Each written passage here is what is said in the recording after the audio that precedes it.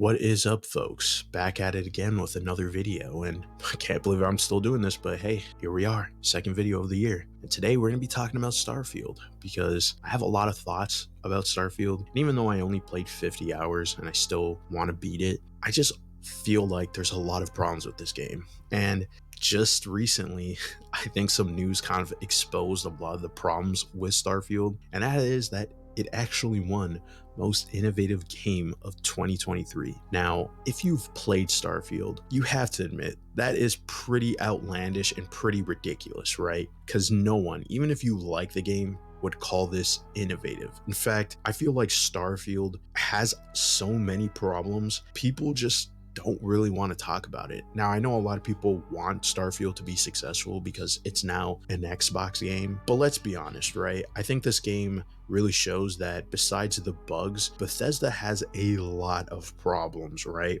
And when you actually read some of these reviews on the Steam page, yeah, it may look negative, like, oh, there's mixed reviews and people really hate this game. And that is true to some extent. There is trolling, and that's probably why it won most innovative game, because anybody could have voted for that award, right? And when you look at the nominations, most people don't even know or even played some of the other nominations, so it makes sense that Starfield won. It's sort of a popularity and mix of trolling. But when you actually read these Steam reviews, right, when I read a couple of them, I'm not going to read them out because this is just my thoughts and my opinions, you actually start to see a lot of people actually really want this game to be good. People actually did put in the time to play this game. A lot of the reviews you'll see, actually the negative reviews, I should say, have 100 hours on it, which again, more than I played. A lot of these people actually sat down and did a lot of the side quests, the main mission. Some people even did the new game plus at least like 2 times, which really shows that they were playing this game. I mean, you could say that, yeah, even though they put 100 hours, they obviously had to have put in the time because it was at least decent, right? I feel like a game that is like below a 6 or a 5 is unplayable,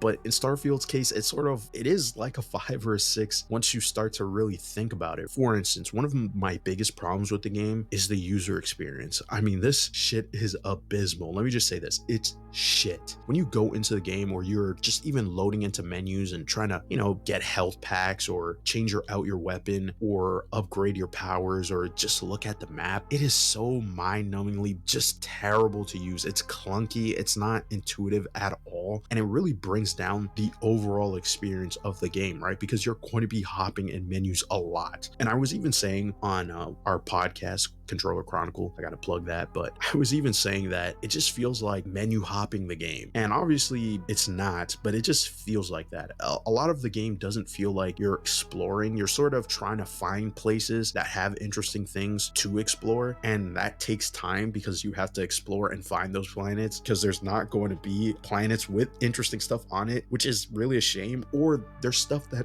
is interesting on the planet, but you have to really pick a part to land on and find. Listen, this game, I think it was too ambitious, and on top of that too, Bethesda really didn't learn the correct lessons, right? I think they heard a lot of outcry about lack of RPG elements in Fallout 4, or the fact that their last game, Fallout 76, was extremely buggy and unplayable, which is completely fair. I think a lot of the main criticisms of their past game were warranted, but just were really slack on the very small things, right? The quality of life elements, and even the writing, right? I feel like has a big problem with the game, in the sense that, yes, there's a lot of interesting factions, they don't really do much, and when you actually do their quest, you're kind of like, oh, that's it? Like, but we go on a mission, do some stealth stuff, and we don't really get to learn a lot about the faction or the history or plans for the future. But again, I think overall the game just sort of feels generic and not really creative in terms of trying to subvert tropes and do different things outside of what we expect in a space like exploration story, which is really a shame. And I know they were also going for this sense of realism, which is another big problem with the game.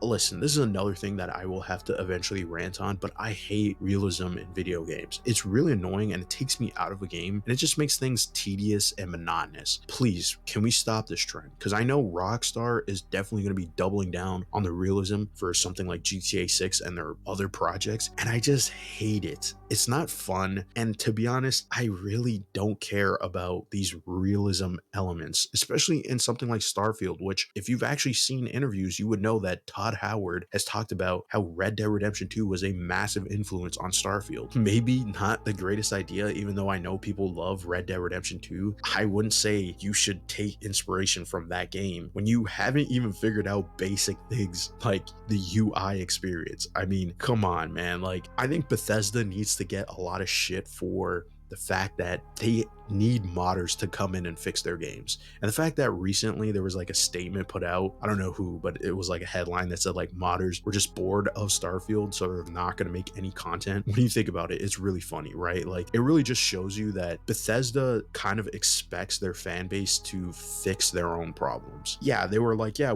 it doesn't have bugs, the game is working correctly and it should be fine, but you need to actually put in the creativity. You actually need to make interesting game mechanics. You actually need to write interesting characters and side missions and actually build a world that is worth exploring. Why doesn't Starfield have vehicles? Seriously, the Land Rover was literally invented for the first moon mission, and there's none in this game at all. A game that takes massive influence from the NASA aesthetic and the technology. It's bizarre. I'm gonna actually have to sit down one day, really dissect the problems, go into why Starfield is kind of like, it's like a game that isn't bad, but it isn't great. It's playable. You can enjoy it, but you're not in love with it. It's not something that motivates you to continue playing.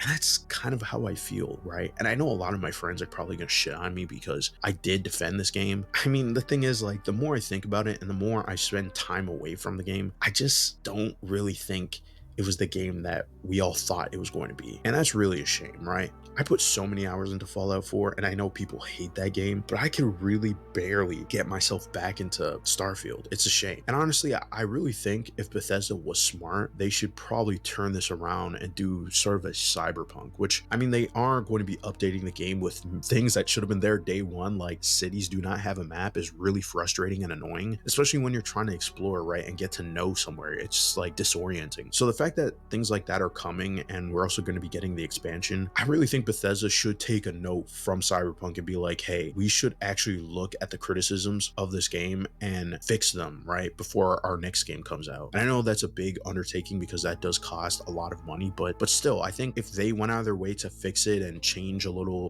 things, especially the quality of life, I think the game would definitely rise from a 6 or a 5 and a 6 to a 7, right? So yeah, I think Starfield really needs some work. And just be honest, right? I know so many people continue to be blinded by the criticisms of Starfield, right? Like, they just want to ignore it because they feel like, oh, it's coming from like PlayStation fanboys, right? Be honest, right? Like, if you play the game, is the game really as good as Skyrim or Fallout 4? I would say not really, right? So it is what it is. Now, I guess that's gonna be it for the video.